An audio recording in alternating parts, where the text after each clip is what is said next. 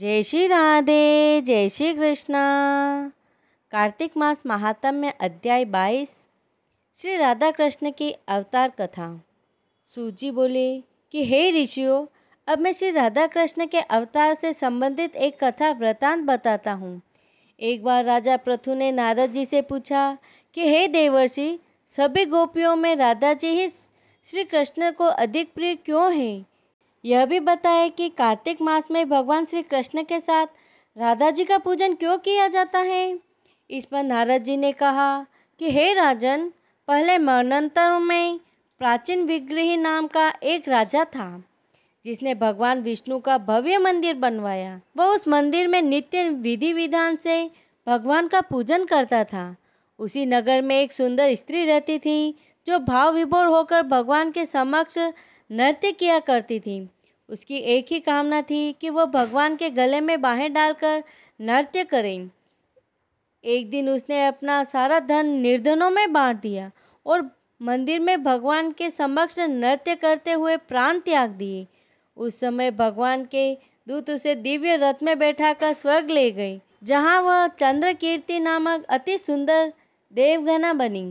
एक दिन की बात है कि वह दर्पण में अपना अद्भुत रूप देखकर मन ही मन कहने लगी कि भगवान के सिवाय मेरा पति कोई दूसरा नहीं हो सकता। ऐसा सोचकर उसने मन में भगवान की छवि धारण की और नृत्य करने लगी। कुछ समय बाद राक्षसों के आतंक से दुखी होकर सभी देवता व देवगणाएं ब्रह्मा जी की शरण में पहुँचे।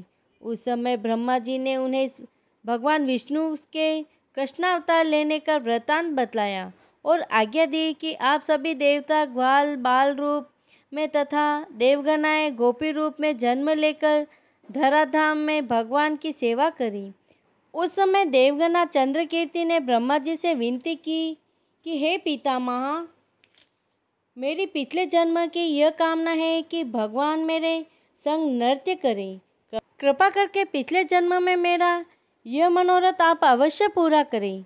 तब ब्रह्मा जी ने उसे वरदान देते हुए कहा कि तुम नंदगांव में वृषभानु नामक गोप के यहाँ जन्म लेकर सभी गोपियों में श्री कृष्ण को प्रिय होगी।